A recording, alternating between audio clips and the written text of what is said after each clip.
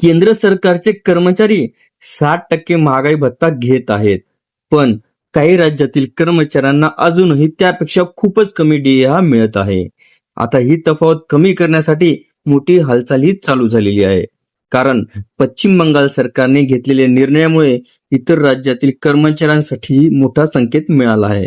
नेमकं काय घडतंय, कोणाला फायदा होणार आणि तुमच्या राज्यावर याचा परिणाम होईल का? चला सविस्तर आपण या व्हिडिओच्या माध्यमातून जाणून घेणार आहोत. नमस्कार मित्रांनो, आपल्या चॅनलवर सर्वांचं स्वागत आहे. सरकारी कर्मचारी आणि निवृत्ती वेतनधारकांसाठी एक महत्वाची अपडेट ही समोर आली आहे. केंद्र आणि राज्य कर्मचाऱ्यांच्या महागाई भत्त्यातील मोठी तफावत कमी करण्याच्या दिशेने पश्चिम बंगाल सरकारने पावले उचलण्यास सुरुवात केली आहे.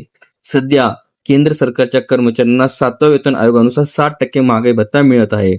मात्र काही व्हिडिओला सविस्तर बघण्यासाठी कृपया डिस्क्रिप्शन बॉक्समध्ये दिलेल्या लिंकवर क्लिक करा आणि संपूर्ण व्हिडिओ पाहावा.